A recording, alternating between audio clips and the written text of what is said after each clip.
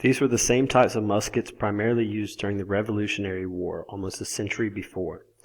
These were fine guns during their time, however, they had no place on the Civil War battlefield. In 1861, after hostilities had erupted into all-out war, both sides quickly began to convert from the old smoothbore muskets to the new Civil War rifles.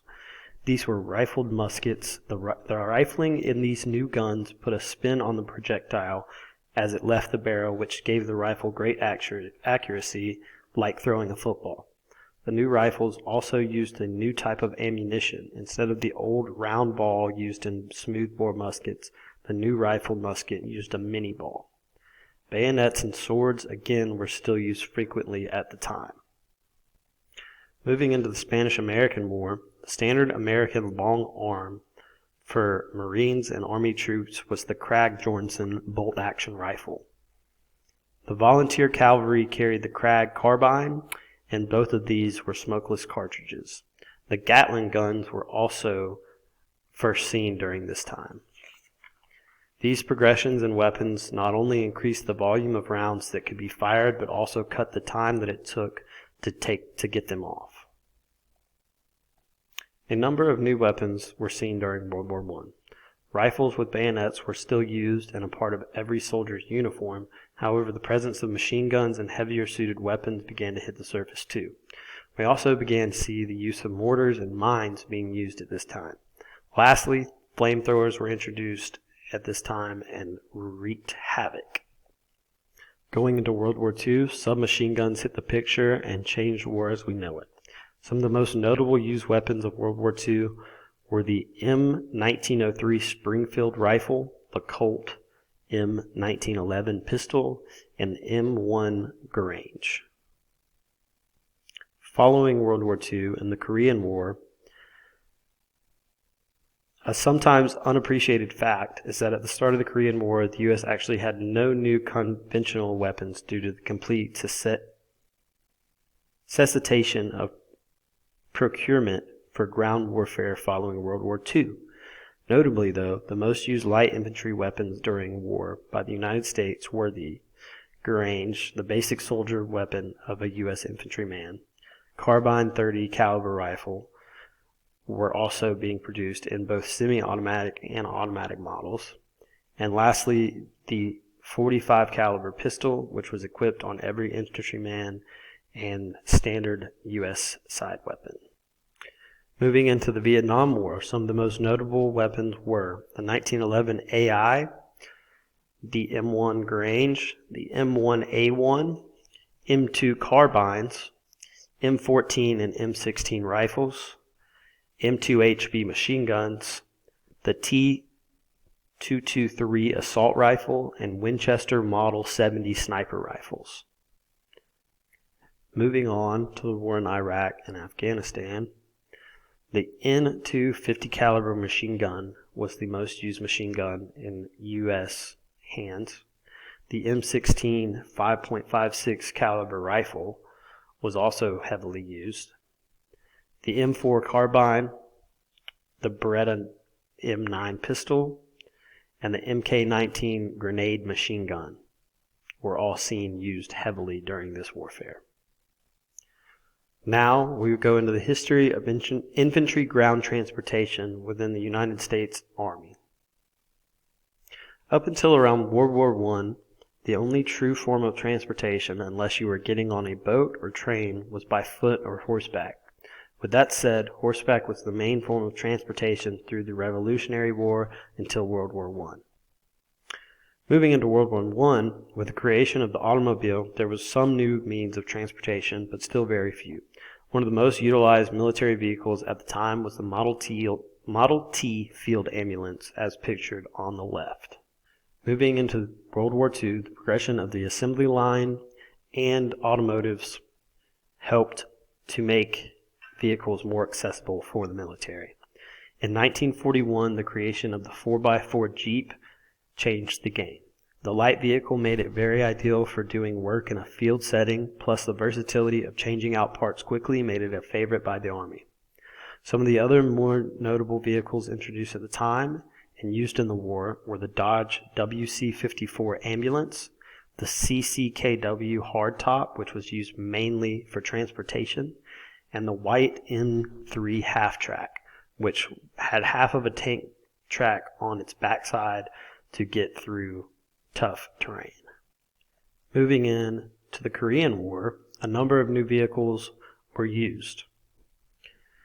Some of the most used vehicles by the United States were the Ford GP, the GMC CCKW 353 Jimmy, which was used mainly as a transport vehicle, the M3 Scout cars, and interestingly enough, Harley-Davidsons were even used during the Korean War. Also, the vehicle pictured in the top left is a USSR vehicle known as the GAZ BA-64 and was used in a primarily two-person armored field vehicle throughout the war. During the Vietnam War, many of the same vehicles were used as seen in the Korean War. The Jeep again dominated, with some of the most notable models being the Willys and the Kaiser utility truck. The most used transport vehicle in the Vietnam War was the M35 medium-class utility truck for its versatility throughout the jungle, as it was larger than the CCKW 353 but handled the terrain just as well. Moving into Iraq and Afghanistan. Though the Jeep is still used today, Humvees have begun to take their place since they have more room, greater protection, and more storage versatility. We still see the M35 being used quite often as the number one transportation vehicle, however. Today, there are hundreds of vehicles used within the military. With the upgrades and explosives, vehicles have also progressed. Vehicles like the RG-33 are even mine-resistant and equipped with sonar detection systems. A number of other light utility vehicles have been introduced as well, such as the GM Defense Infantry Squad Vehicle, or IVS, and the Scorpion Desert Patrol Vehicle. So what is left to come? What would a soldier's purpose be moving forward? According to the U.S. Army, as war tactics and military to continue to train and progress, so will their troops. The Army has already begun using VR technologies with training.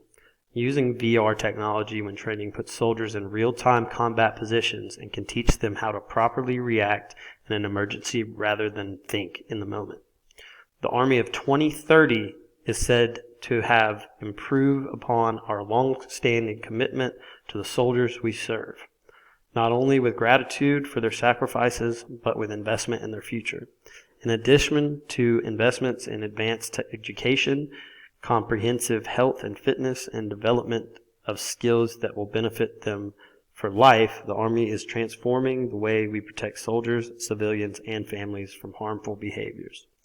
The Army is leading the charge to develop prevention efforts for suicide, sexual crimes, and extremism while strengthening our support systems to care for those affected. The Army is also developing a network of connected unmanned and manned sensors that will enable us to see more, further, and more persistently than our enemies.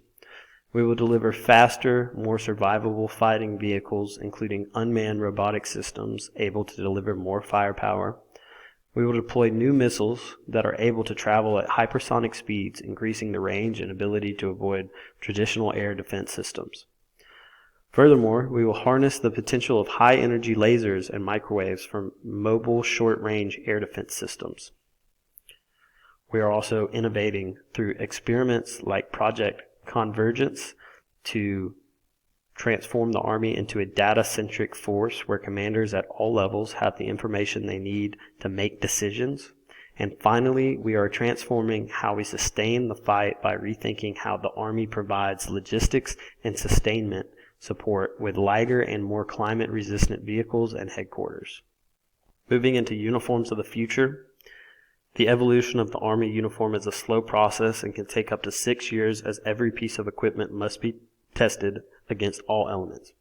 As of now, the Army is working to produce a new uniform that uses smart fabrics, which are capable of transmitting data directly from the soldier's uniform. According to James Burgess of the U.S. Army Combat Capability Development Command. We could outfit our soldiers with uniforms that could generate power, give them vital information about their physiology and environmental exposures, provide their location to their team, and alert someone if there is an injury. All of this could be done with very little increase in weight carried by the soldier. The smart fabric could do everything from tracking the soldier's body temperature to detecting exposure to danger like gases and other toxins. Moving into infantry weapons of the future. So integrated visual augmentation systems will be seen used around the military. The Microsoft designed goggles are intended to provide a heads-up display that offers infantry troops situational awareness tools to help them navigate, communicate, and keep track of other members of their unit day and night. So think of this like Jarvis in Iron Man. It will literally tell the soldiers what they need to do. Next, we have next generation squad weapons. As of right now, the Army is working to move most of their weapons away from the 5.56 millimeter carbine action rifles and into the 6.8 millimeter rounds. And lastly, we will start to see the use of smart bullets. This style of ammunition is capable of tracing back onto the target if the target were to move. As of now, the technology has not been used in combat, but we could see it in the next few years. Going forward with transportation of the future, we will see a large shift from manned military vehicles to autonomous or remotely driven vehicles and devices. This added technology will help to keep soldiers' safety the number one priority. The Joint Light Tactical Vehicle, or JLTV, has now taken on the mantle of being the new frontline tactical vehicle favored by the United States.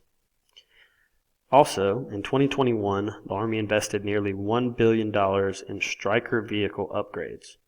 The Stryker vehicle can be manned or unmanned, and the upgrades include integrating a 30mm medium caliber weapon system onto the 8th wheeled armored vehicle to provide increased lethality in the Stryker Brigade combat team. The contract also calls for complete system technical support, interim contractor logistic support, and integrated product support. Finally, we will also see drones within the military in the future. Even though they are not ground transportation, we will undoubtedly use these in combat as well as for transportation in the future. That completes my presentation, and thank you very much.